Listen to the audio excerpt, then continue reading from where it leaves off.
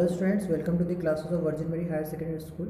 Today we are going to start the new chapter of class 9 science, chapter number 15, improvement in food crops. ये जो chapter है वो science का 15th chapter है 9th का। तो चलिए इस चैप्टर को स्टार्ट करते हैं। तो सबसे पहले हम पढ़ेंगे फूड रिसोर्सेज कि फूड के कौन कौन से सोर्स है, रिसोर्सेज है जहाँ से हम फूड लेते हैं। तो सबसे पहले हम बात करते हैं सीरियल्स की, जैसे कि वीट, राइस, मेज। हाँ, ये सभी जो है वो हमें क्या प्रोवाइड करते हैं, कार्बोहाइड्रेट प्रोवाइड करते हैं। देन पल्सेस की अगर बात करें, जैसे कि ग्राम या पी है, ये हमें प्रोटीन प्रोवाइड करते हैं। देन ऑयल सीड की अगर बात करें, जैसे कि सोयाबीन है, ग्राउंडनट है, हाँ, तो ये हमें क्या प्रोवाइड करते हैं, ये हमें फैट प्रोवाइड करते हैं। देन वेजिटेबल्स, स्पाइसेस, फ्रूट्स, ये हमें मिनरल्स है, न्यूक्लिक एसिड है, विटामिन है, ये सारी चीज़ें प्रोवाइड करते हैं। और साथ ही साथ कुछ एडिशनल क्रॉप्स हैं, फोडर क्रॉप्स जिसको हम बोलते हैं। ये फोडर क्रॉप्स जैसे कि बारसम है या ओट्स है या सदर्न ग्रासेस है, ये क्या है, ये वो लाइफ स्टॉक्स हैं जो किसके रूप में जाने जाते हैं, फोडर क्रॉप के नाम से जाने जाते हैं। ये एक्स्ट्रा फूड मटेरियल है, एडिशनल्स है। फिर उसके बाद हम बात करते हैं कि खरीफ क्रॉप्स क्या होती है। तो खरीफ क्रॉप्स जो है वो जनरली जून से तो अक्टूबर के बीच में बोई जाती है, और मतलब इसके जो सीड है वो ग्रो किए जाएंगे कब, जून में, और ये फसलें जो है वो अक्टूबर में काट दी जाएगी। अब ये जो है ये रेनी सीज़न में उगाएगी या ग्रो करने वाले क्रॉप्स हैं, और इनको खरीफ क्रॉप से नाम से जाने जाते हैं। अब इसमें पेडी है, सोयाबीन है, पिजन पी है, मेज़ है, ये कुछ एग्जांपल्स है इस खरीफ क्रॉप्स के। रबी क्रॉप्स की बात करें तो रबी क्रॉप्स जो है वो नवंबर से अक्टूबर के बीच में ग्रो की जाती है, और ये विंटर सीज़न में ये ग्रो करने वाली क्रॉप्स है, जैसे कि वीट है, ग्राम है, पी है, मस्टर्ड है। ये ठंड के मौसम में या फिर विंटर सीज़न में ग्रो करवाई जाती है। देन बीच में कुछ इसके डिफरेंसेस हैं। तो अगर हम सीज़न में देखें तो जो खरीफ क्रॉप है वो जून से अक्टूबर के बीच में होती है, और अगर हम खरीफ क्रॉप की बात करें तो इसमें देखेंगे कि नवंबर से तो अप्रैल के बीच में हम इस क्रॉप को ग्रो करवाते हैं। ये खरीफ क्रॉप रेनी सीज़न में ग्रो करवाते हैं और विंटर सीज़न में रबी क्रॉप को। देन नेक्स्ट जो है हम इसके एग्जांपल्स पे जाएँ तो पेडी, सोयाबीन और मेज़ खरीफ क्रॉप के कुछ एग्जांपल्स है, और वीट, ग्राम, पी और मस्टर्ड जो है वो रबी क्रॉप्स के एग्जांपल्स में से एक है।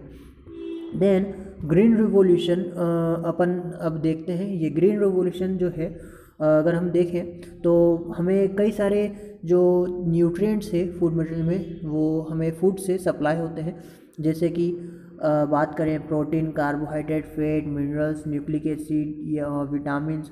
ये लिविंग ऑर्गेनिज्म्स के पास कहाँ से आते हैं, फूड से आते हैं। फूड हमें सप्लाई करता है ये सारे न्यूट्रिएंट्स को। इंडियन पॉपुलेशन जो है वो डे बाय डे क्या होती है, बहुत ज़्यादा इनॉर्मस अमाउंट में ग्रो हो रही है। पॉपुलेशन जो है वो बहुत ज़्यादा बढ़ रही है। इसी कंडीशन में हमें क्रॉप की क्या है, ज़्यादा ज़रूरत है। ठीक है, हमें क्रॉप का ज़्यादा प्रोडक्शन करना है।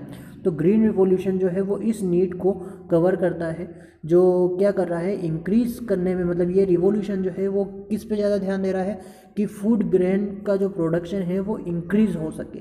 ठीक है, तो ग्रीन रिवॉल्यूशन का मेन एम यही है। देन हम आगे कंटिन्यू करते हैं सस्टेनेबल प्रैक्टिसेस। कुछ हम ऐसी चीज़ें करते हैं जिससे कि जो क्रॉप यील्ड है या फिर उसका इम्प्रूवमेंट है ये सभी अच्छा हो सके, या क्रॉप यील्ड जो है वो बढ़ सके। तो हमारे जो सस्टेनेबल लिविंगहुड है, हाँ, या लाइवहुड है, वो उसमें हम क्या करते हैं, उसमें हम कुछ ऐसी चीज़ें करते हैं जो क्रॉप को या क्रॉप की यील्ड को थोड़ा बढ़ा सकें, या फिर बहुत मैसिव एरिया में उसको ग्रो कर सके, बढ़ा सके।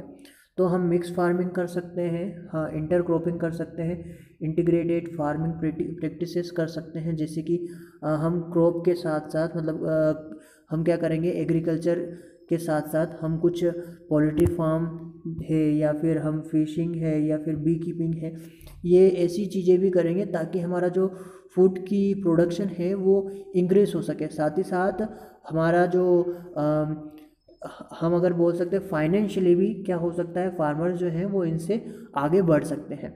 फिर उसके बाद मेजर जो ग्रुप है इस एक्टिविटी के, वो अगर हम देखेंगे तो ताकि हम अगर इम्प्रूव करना चाहते हैं क्रॉप की यील्ड को, तो हम क्या क्या कर सकते हैं, तो इसको क्लासिफाई किया गया है उस हिसाब से। तो सबसे पहले अगर हम देखेंगे तो क्रॉप वाइटल इम्प्रूवमेंट,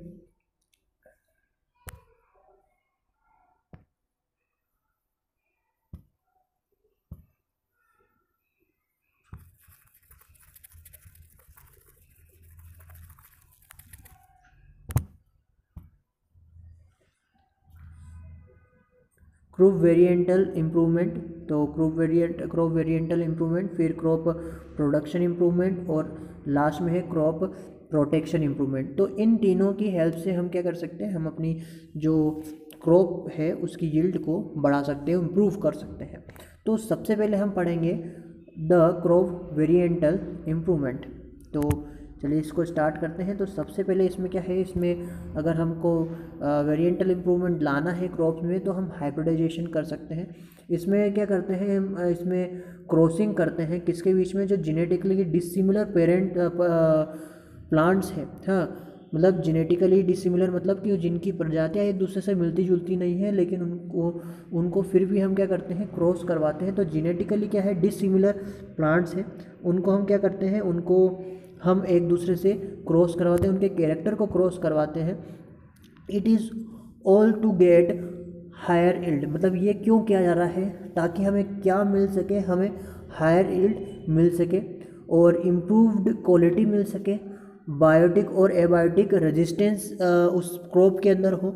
हाँ, और फिर चेंज इन मेच्योरिटी ड्यूरेशन, और साथ ही साथ हम क्या कर सकते हैं, जो मेच्योरिटी ड्यूरेशन है, मतलब कि क्रॉप जो है वो एक पर्टिकुलर फेज़ में क्या हो जाती है, मैच्योर हो जाती है, मतलब पक जाती है। तो ये मेच्योरिटी ड्यूरेशन भी हम हाइब्रिडाइजेशन के थ्रू क्या कर सकते हैं, चेंज कर सकते हैं। देन वाइडर एडिप्टेबिलिटी, मतलब कि उसकी हम एडिप्टेशन चेंज कर सकते हैं, कि वो कोई मान लीजिए कि कोई ठंड में उगती थी, तो उसको हम गर्मी वाले जो एरिया रहते हैं, जो ह्यूमिड एरिया रहते हैं, या फिर और कोई से भी एरिया में हम उसको ग्रो कर सकें, तो एडिप्टेबिलिटी हम चेंज कर सकते हैं। फिर उसके बाद desired agronomic character, desire agronomic character मतलब कि हम उसके अंदर जो भी कैरेक्टर लाना चाहते हैं, हम उसके अंदर वो कैरेक्टर ला सकते हैं, किसके थ्रू, ये हाइब्रिडाइजेशन के थ्रू। ठीक है, अब इसमें अगर हम देखें तो कुछ इसके टाइप्स हैं। तो इंटर वेरिएंटल हाइब्रिडाइजेशन, तो इसमें क्या होता है, इसमें हम किसको क्रॉस करवाते हैं, जो डिफरेंट वेराइटी की जो क्रॉप्स रहती है उसको।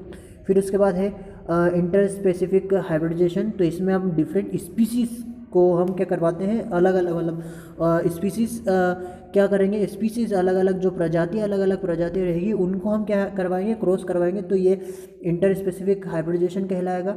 फिर उसके बाद है इंटर जेनेरिक हाइब्रिडाइजेशन, तो इंटर जेनेरिक हाइब्रिडाइजेशन में हम डिफरेंट जेनेरा को हम क्या करवाते हैं, हाइब्रिडाइज करवाते हैं, मतलब क्रॉस करवाते हैं। फिर उसके बाद है genetically modified crop, genetically modified crop में हम अलग अलग जो जेनेटिक वाले जो क्रॉप रहते हैं उनको अपन क्या करवाते हैं, क्रॉस करवाते हैं। तो ये क्या है, ये एक अदर वे है, ताकि हम क्या कर सके क्रॉप को हम इम्प्रूव कर सकें। ठीक है, क्रॉप को इम्प्रूव करने के लिए ये एक अदर वे है, अलग सा तरीका है, जिसमें हम क्या किसको इंट्रोड्यूस करते हैं, जो जीन्स रहते हैं।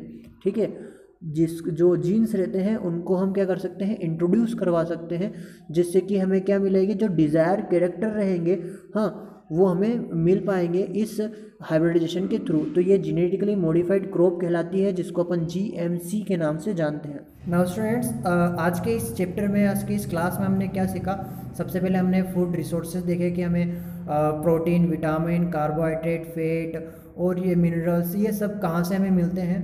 फिर उसके बाद हमने खरीफ क्रॉप और रबी क्रॉप्स देखी कि क्या होती है, और हमने ग्रीन रिवोल्यूशन समझा कि ग्रीन रिवोल्यूशन क्या होता है। देन हमने सस्टेनेबल प्रैक्टिसेस देखी कि हम कैसे अपनी क्रॉप की यील्ड को, उसकी पैदावार को हम बढ़ा सकते हैं। और हमने उसमें से जब जो पहला पॉइंट है, फर्स्ट पॉइंट है, हमने कवर करा क्रॉप वेरिएंटल इम्प्रूवमेंट, और उसमें हमने हाइब्रिडाइजेशन देखा। तो आज की इस क्लास में सिर्फ इतना ही, हम अब मिलते हैं नेक्स्ट क्लास में। Thank you.